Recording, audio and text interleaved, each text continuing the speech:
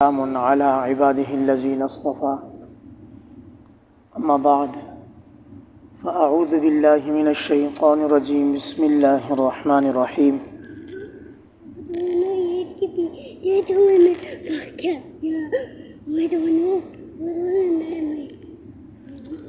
ولله على الناس حج البيت من استطاع إليه سبيلا وروي عن النبي صلى الله عليه وسلم أنه قال من وجد سعة فلم يزح فلا يقربن مسجدنا أو مصلانا آمنت بالله صدق الله العظيم وصدق رسوله النبي الكريم ونحن على ذلك من الشاهدين والشاكرين والحمد لله رب العالمين۔ معزز سامعین کرام، السلام علیکم ورحمۃ اللہ وبرکاتہ۔ اللہ پاک نے جو ہمیں زندگی گزارنے کا طریقہ عطا فرمایا ہے، اللہ پاک نے جو ہمیں دین اسلام کی دولت عطا فرمائی ہے، اس کا تعلق عمل سے ہے، اس کا تعلق عمل کرنے سے ہے، بحث و مباحثہ اور صرف باتیں کرنے سے نہیں ہے۔ یہی وجہ ہے کہ جو انسان دین اسلام کی تعلیمات پر عمل شروع کرتا ہے، اللہ پاک اس کی قدم قدم رہنمائی شروع کر دیتے ہیں،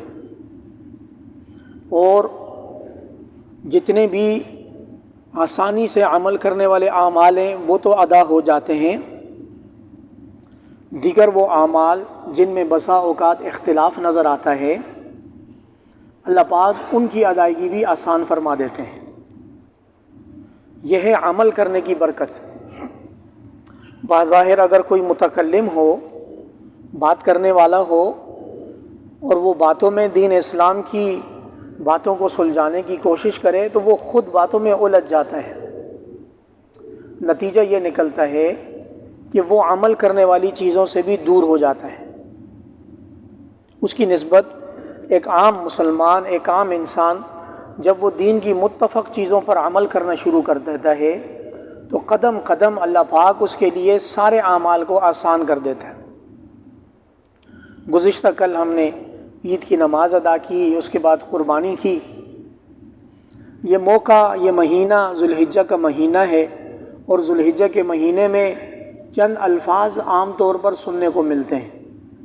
سنت ابراہیمی کا لفظ بار بار سننے کو ملتا ہے، خطبہ حجۃ الوداع کا لفظ بار بار سننے کو ملتا ہے، حضور صلی اللہ علیہ وسلم کی تعلیمات جو عرفات کے میدان میں انہوں نے ارشاد فرمائی، ان کا تذکرہ بار بار سننے کو بھی ملتا ہے، پڑھنے کو بھی ملتا ہے۔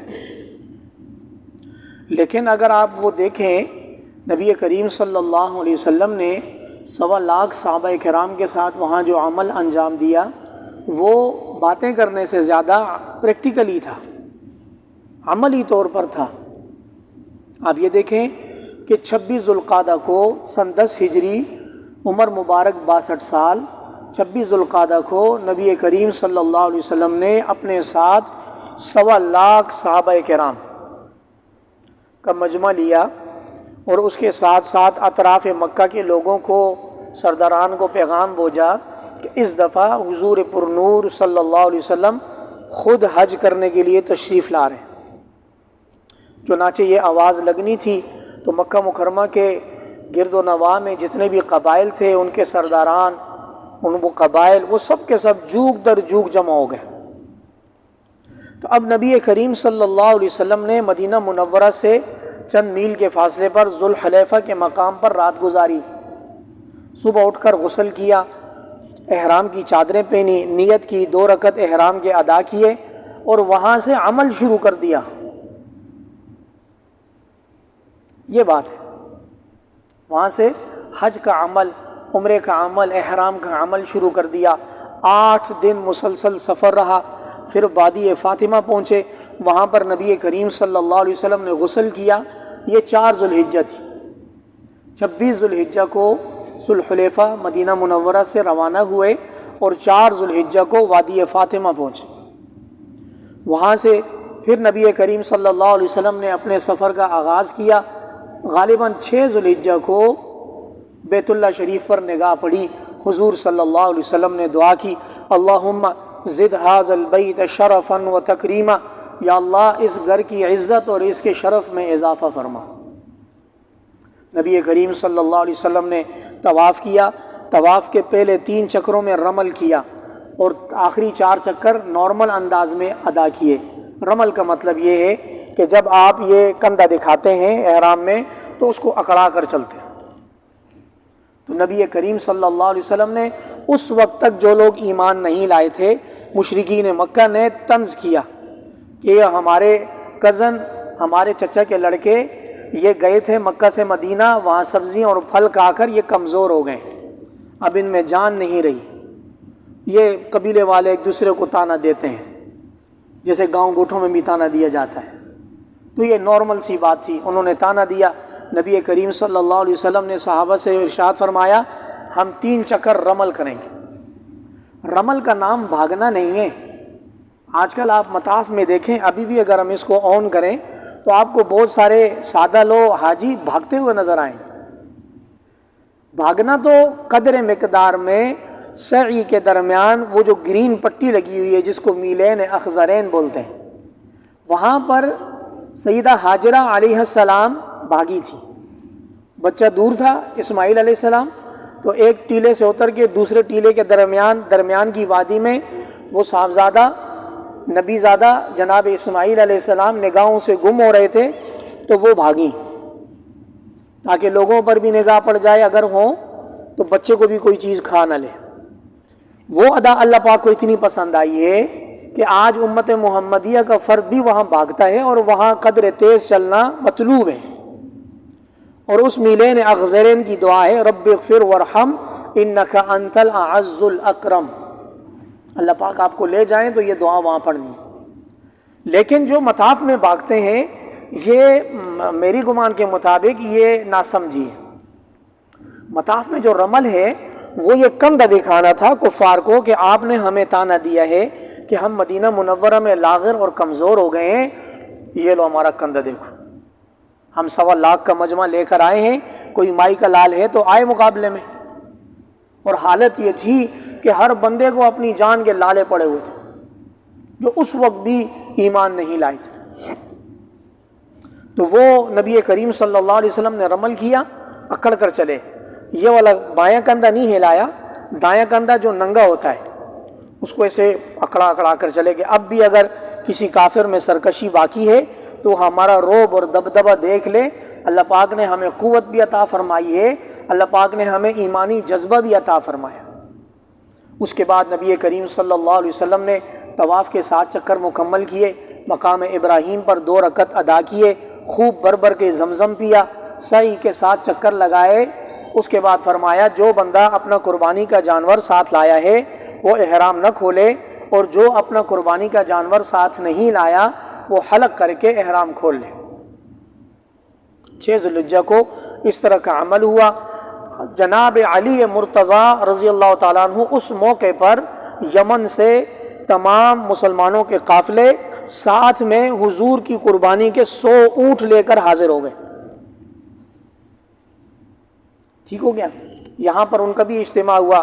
8 ذی الحجہ کی صبح کو حضور صلی اللہ علیہ وسلم مینا تشریف لے گئے، وہاں بہت ساری نمازیں ادا کیں۔ پھر اگلے دن فجر کے بعد عرفات تشریف لے گئے۔ عرفات میں فجر کے بعد اپنی اونٹنی قصوہ پر کھڑے ہو کر نبی کریم صلی اللہ علیہ وسلم نے انسانیت کا چارٹر بیان کیا، حقوق نسواں کا چارٹر بیان کیا، ہیومینٹی کے عالمی اصول بیان کیا، جس کو دنیا خطبہ حجۃ الوداع کے نام سے جانتی ہے۔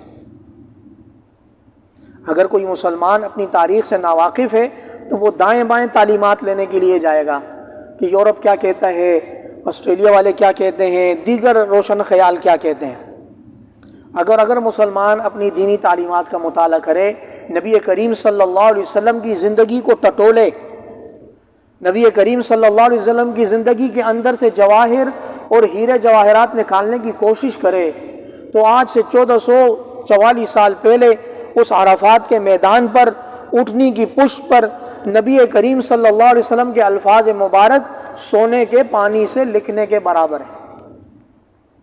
نبی کریم صلی اللہ علیہ وسلم نے اونٹنی پر کھڑے ہو کر ایسے قیمتی ارشادات بیان کیے کہ آج بھی انسان اگر حضور کی محبت میں لبریز ہو کر ان کا اردو ترجمہ پڑھے تو انسان کے جسم پر کپ کپی طاری ہو جائے کہ اتنی عظیم شخصیت کہ جس کو آج کے زمانے کا بھی ادراک تھا کہ کئی سو سال کئی ہزار سال بعد میری امت کا یہ حال ہوگا، اس وقت کے حالات کا بھی ادراک تھا، اتنے قیمتی اتنے جامع الفاظ استعمال فرمائے کہ جیسے کہ ایکسل کا فارمولہ ہوتا ہے۔ جو لوگ کمپیوٹر استعمال کرتے ہیں وہ اپنی بکھری ہوئی چیزوں کو مائکروسافٹ ایکسل میں ایک کلک پر جمع کرتے ہیں۔ حضور نبی کریم صلی اللہ علیہ وسلم نے فرمایا، لوگوں میں آج کے دن آپ سب پر ایک دوسرے کی جان، مال، عزت، آبرو کو حرام کرتا ہوں۔ پہلا جملہ، لوگوں میں آج کے دن قیامت تک، میں آج کے دن سے قیامت تک آپ میں سے ہر شخص کی دوسرے پر جان، مال، عزت، آبرو کو حرام کرتا ہوں۔ اب یہ چند جملے ہیں، میں نے ادا کی، آپ نے سن لیے۔ اب اگر کوئی اس پر عمل کرے تو ساری زندگی گزر جائے، اس پر عمل دشوار معلوم ہوتا ہے کہ انسان کسی کی عزت کے ساتھ نہ کھیلے، کسی کی آبرو کے ساتھ نہ کھیلے، کسی کا حرام مال دبا کر نہ کھائے، کسی کے ساتھ دھوکہ دہی نہ کرے اور کسی کی جان کو ناحق قتل نہ کرے۔ انسانیت، پوری انسانیت، 6 سے 7 ارب لوگ اگر آج حضور کی اس بات کو مان لیں، پوری دنیا امن کا گہوارہ بن جائے۔ یہاں سے نبی کریم صلی اللہ علیہ وسلم کے ان قیمتی الفاظ کا استعمال، ان قیمتی الفاظ کی ابتدا ہوتی ہے۔ پھر نبی کریم صلی اللہ علیہ وسلم نے وہاں پر کھڑے ہو کر فرمایا، دین اصل میں نام ہے گھر سے شروع کرنے کا۔ دین منبر سے بات کر کے دوسروں کو تلقین کرنے کا نام نہیں کیا جا سکتا۔ پہلے جب تک اپنی ذات میں عمل نہیں آئے گا دوسرے کو فائدہ کم ہوگا۔ نبی کریم صلی اللہ علیہ وسلم کے کزنوں میں سے، چچا زادوں میں سے ربیعہ نام کے ایک شخص کا قتل کا جو ہے وہ معاملہ باقی تھا دوسرے قبائل پر، اور وہ تھا جاہلیت کے زمانے کا۔ نبی کریم صلی اللہ علیہ وسلم فرمایا، سب سے پہلے میں اپنے ربیعہ کے خون کے معافی کا اعلان کرتا ہوں کہ آج کے بعد ہمارے قبیلوں کے دلوں کے درمیان رنجش نہیں پائی جائے گی۔ یہ دیکھیں، سب سے پہلے حضور نے جان، مال، عزت، آبرو کی حفاظت کا اور احترام کا درس دیا، اور اس کے بعد اپنے گھر سے خون معاف کرنے کا اعلان کیا۔ اس کے بعد نبی کریم صلی اللہ علیہ وسلم نے لوگوں کو اس بات پر بھی توجہ دلائی کہ خواتین اور ماتحتوں کا خیال کرنا تم پر لازم ہے، ان کے اوپر بیجا بوجھ نہ ڈالنا، جو خود کھانا ان کو بھی کھلانا، جو خود پہننا ان کو بھی پہنانا۔ اس کے بعد نبی کریم صلی اللہ علیہ وسلم نے فرمایا، میں سود کو حرام قرار دیتا ہوں، میں سود کو حرام قرار دیتا ہوں۔ اس وقت امت کا حال یہ ہے کہ وہ سود کو ہیلے بہانے سے حلال قرار دے رہی ہے، جبکہ قرآن مجید کا بڑا واضح فرمان ہے، فَأْذَنُوا بِحَرْبٍ مِّنَ اللَّهِ وَرَسُولِهِ۔ سودی معاملہ کرو گے تو سودی معاملہ کرتے ساتھ ہی تم اللہ اور اس کے رسول کے خلاف جنگ کا اعلان بھی کر دو۔ ساری زندگی IMF کے ترلے کرتے رہو، تمہاری جان نہیں چھوٹے گی۔ ڈو مور کرتے کرتے مر جاؤ گے، نسلیں ختم ہو جائیں گی، گورا سود کے نیچے سے آپ کو نکلنے نہیں دے گا۔ نبی کریم صلی اللہ علیہ وسلم نے فرمایا، میں آج حجۃ الوداع کے موقع پر سود کو حرام قرار دیتا ہوں۔ کوئی گنجائش بچتی ہی نہیں ہے، امت کو پتہ نہیں کیا ہو گیا ہے، کن چکروں میں پڑی ہوئی ہے، اللہ ہی رحم فرما دے۔ یہ اعلان فرمایا، اب دوبارہ حضور نے پریکٹیکلی اپنے چچا سیدنا عباس بن عبد المطلب کی سود کی رقم ایک قبیلے پر باقی تھی، فرمایا میں آج ہی اپنے چچا کے سود کی رقم کو معافی کا اعلان کرتا ہوں، کوئی مطالبہ نہیں ہے سود کا۔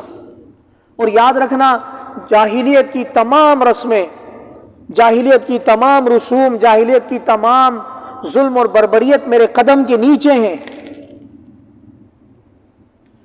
مسلمان کو فرصت نہیں ہے، خطبہ حجۃ الوداع کے بڑے اچھے اچھے ترجمے آسانی سے مل جاتے ہیں، ایک ایک نقطہ پڑھ کر تو دیکھیں، انسان کی طبیعت نہ خوش ہوتی ہے بلکہ طبیعت دوبالا ہو جاتی ہے، ایمان تازہ ہو جاتا ہے کہ ہمارے نبی کریم صلی اللہ علیہ وسلم نے وہ قیمتی الفاظ استعمال کیے ہیں کہ جس سے آج کل کی جتنی بھی NGOs ہیں وہ حضور سے ادھار مانگتی ہیں، ہیومینٹی کے نام پر، دیگر ناموں پر وہ بڑے اچھے اچھے سلوگن بناتے ہیں، نعرے بناتے ہیں، لیکن سب کا سب ہمارے حضور کا ادھار ہے۔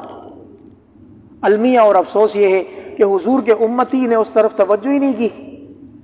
حضور کا امتی ابھی بنانے میں لگا ہوا ہے کہ اس کی پراپرٹی بھی بن جائے، سب کچھ بن جائے، جب قدم لڑکھنانے لگ گئے تب انشاءاللہ حج بھی کریں گے اور خطبہ حجۃ الوداع کو بھی دیکھیں گے۔ اور یہ بات یاد رکھیں، اس دفعہ کے حج کی روداد یہ ہے کہ بزرگ آدمی کے حج بس سے باہر ہوتا جا رہا ہے، بزرگ آدمی کے بس سے حج باہر ہوتا جا رہا ہے۔ اگر اللہ پاک نے جوانی میں استطاعت دی ہے، اللہ سے مانگ کر حج کا فرض ادا کر لیں وہ لوگ جن کے اوپر حج فرض ہو چکا ہے۔ دیگر اقوام کا طریقہ یہ ہے کہ ان کی تھوڑی سی بھی پہنچ ہوتی ہے، وہ نوجوانی لڑکپن میں اور جوانی میں حج کی عبادت کر گزرتے ہیں۔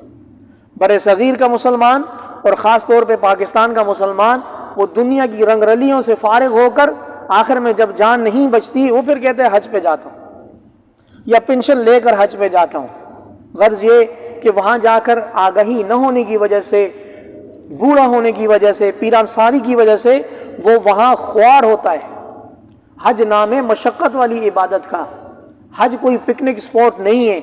وہاں لاکھوں AC آپ لگا دیں، وہاں لاکھوں شاہراہیں آپ بنا دیں، لیکن حج اپنا رنگ دکھا کر چھوڑتا ہے۔ چنانچہ نبی کریم صلی اللہ علیہ وسلم نے فرمایا، جاہلیت کی رسوم رواج، جاہلیت کے تمام اصول میرے قدموں کے نیچے ہیں۔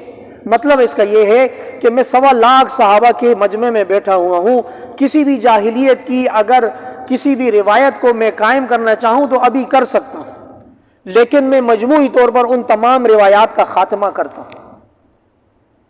نبی کریم صلی اللہ علیہ وسلم نے فرمایا، لوگوں میں 2 چیزیں چھوڑ کر جا رہا ہوں، ایک اللہ کی کتاب اور دوسری میری سنت، اور ایک روایت میں آتا ہے اور دوسری چیز میرے اہل بیت۔ جب تک تم اللہ کی کتاب کو مانتے رہو گے اور میری سنت پر عمل کرتے رہو گے، میرے اہل بیت کا عزت احترام کا معاملہ کرتے رہو گے، انشاءاللہ گمراہ نہیں ہوں گے۔ یہ حضور صلی اللہ علیہ وسلم کا جو خطبہ حجۃ الوداع ہے، یہ حضور صلی اللہ علیہ وسلم کی 23 سالہ جد و جہد، جہادی جد و جہد، تبلیغی جد و جہد، مقامی جد و جہد، فیصلوں کی جد و جہد، مشکلات کی جد و جہد، یہ 23 سالہ جد و جہد کا خلاصہ ہے۔ کہ جیسے انسان عام طور پر بہت لمبی کوئی ایک تحریر لکھتا ہے، بہت لمبی ایک کتاب لکھتا ہے، تو آخر میں خلاصے کے طور پر بولتے ہیں میری ساری بات کا خلاصہ یہ ہے۔ تو نبی کریم صلی اللہ علیہ وسلم نے خطبہ حجۃ الوداع کے موقع پر اتنے قیمتی ارشادات عنایت فرمائے ہیں۔ وقت مختصر ہے، سارے بیان نہیں ہو سکتے، لیکن اتنا پیغام آپ کو لازمی دوں گا کہ نماز جمعہ کے بعد گھر میں موجود کوئی سیرت کی کتاب ہو یا آپ کے موبائل میں انٹرنیٹ کی سہولت موجود ہو تو خطبہ حجۃ الوداع کو سرچ کر کے وہ نکات تو کم از کم پڑھ لیں۔ ان کو پڑھنے کے بعد ان کے اسکرین شاٹ لے کر اپنے پاس محفوظ رکھ لیں اور اپنی زندگی کو ان اصولوں پر پیش کریں، اپنی زندگی کا آڈٹ خود کریں کہ حضور صلی اللہ علیہ وسلم نے ہمیں جو خطبہ حجۃ الوداع میں ارشادات سے نوازا تھا، ان ارشادات سے میری زندگی کہاں کھڑی ہے؟ آیا مجھے بھیجا غصہ تو نہیں آتا؟ آیا میں کسی مسلمان کی عزت آبرو کو صبح سے لے کر شام تک رونتا تو نہیں پھر رہا؟ آیا خدا نخواستہ میں نے کسی کا ناحق قتل تو نہیں کیا، یا کسی کے ناحق قتل میں مددگار ثابت تو نہیں ہوا؟ الغرض زندگی گزارنے کا اور زندگی کے معیار کو پہچاننے کا طریقہ ہے۔ پھر نبی کریم صلی اللہ علیہ وسلم کا یہ جو فرمان ہے کہ لوگوں میں اللہ کی کتاب چھوڑ کر جا رہا ہوں، اس کو مضبوطی سے پکڑنا، تو حضور کا یہ فرمان امت مسلمہ کے نام ہے، ان لوگوں کے نام ہے جنہوں نے اسلام قبول کیا ہے، ان لوگوں کے نام نہیں ہے جو سویڈن میں رہتے ہیں، ان کے لیے تو اللہ نے کچھ اور طے کیا ہے۔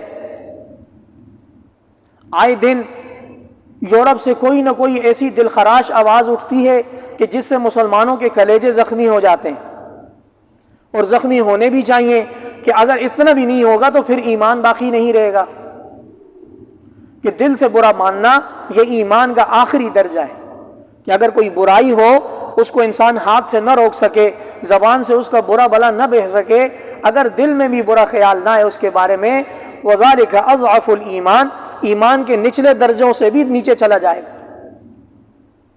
اب اگر کسی نے حرکت کر کے قرآن مجید کی بے حرمتی کرنے کی کوشش کی ہے، حقیقت میں تو اپنی اصل موت کا سامان اس نے فراہم کیا ہے۔ اس ظالم کو نہیں پتا، سننے میں آیا ہے وہ عراق کا رہائشی ہے کہ جس نے مسجد کے باہر قرآن مجید کا نسخہ نظر آتش کیا ہے۔ اس ظالم کو نہیں پتا یہ کتاب جلانے کے قابل نہیں ہے، اس کتاب کے اوپر زندگی جلانے کے قابل ہے۔ اس نے ان کا مقدس کاغذات کو تو جلا دیا، اگر وہ کھول کر ان کا مطالعہ کر لیتا تو شاید اپنی زندگی اس میں گنوا دیتا۔ لیکن میرے معزز سامعین کرام، اس شخص نے وہ کام کیا کہ جو اس کو اس کے نفس نے، شیطان نے، اس کے ماحول نے اس کو ورغلایا۔ میں نے اور آپ نے یہ کام کیا کہ رمضان مبارک سے قرآن بند کیا ہے، آج تک نہیں کھولا۔ جی ہاں، ہمیں سویڈن کا رونا نہیں ہے، وہ ہر چند مہینے کے بعد مارکیٹ میں ایک ٹیسٹر پھینکتے ہیں کہ حضور صلی اللہ علیہ وسلم کی محبت کتنی باقی ہے، اسلامی شاعر کی محبت کتنی باقی ہے، کتاب اللہ کی محبت کتنی باقی ہے۔ وہ سود کے اور اس سرمایہ دارانہ نظام کے جال کو بچھانے کے بعد وہ دیکھتے ہیں کہ مسلمان روزی کے پیچھے پڑا ہوا ہے یا پھر بھی اس کے اندر ایمان کی رمق باقی ہے۔ وہ ایک پلاننگ کے تحت پوری دنیا میں کام کر رہے ہیں اور وہ کرتے رہیں گے۔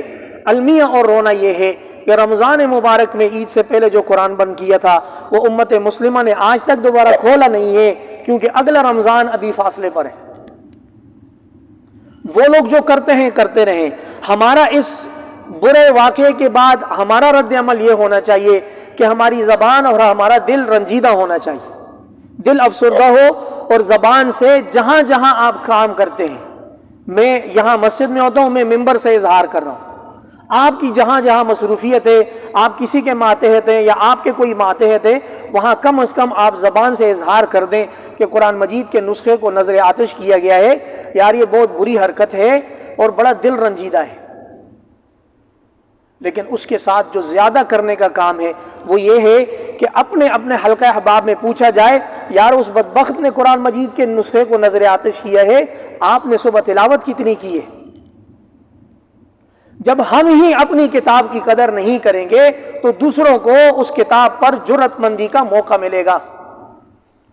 اور خاص طور پر مسلم شریف کی یہ حدیث یاد رکھیں، ان اللہ تعالی یرفع بہذا الکتاب اقواما ویضع بہ آخرین، یہ کتاب ایسی عزت والی کتاب ہے کہ اللہ پاک اس کتاب کی قدردانی کرنے والوں کو اللہ بلندی عطا فرماتا ہے، اور جو لوگ اس کتاب کی پابندی نہیں کرتے، اللہ پاک اس کتاب کی ناقدری کی وجہ سے قوموں کو ذلت اور رسوائی میں مبتلا کرتا ہے۔ اللہ کریم ہمیں حضور کی تعلیمات پر، خاص طور پر جو قرآن مجید کے بارے میں ارشاد فرمائی، ان تعلیمات کو ماننے کی، جاننے کی، قدردانی کرنے کی اور عمل کرنے کی توفیق عطا فرما دیں۔ وآخر دعوانا ان الحمد للہ رب العالمین۔ سنت ادا کیجیے۔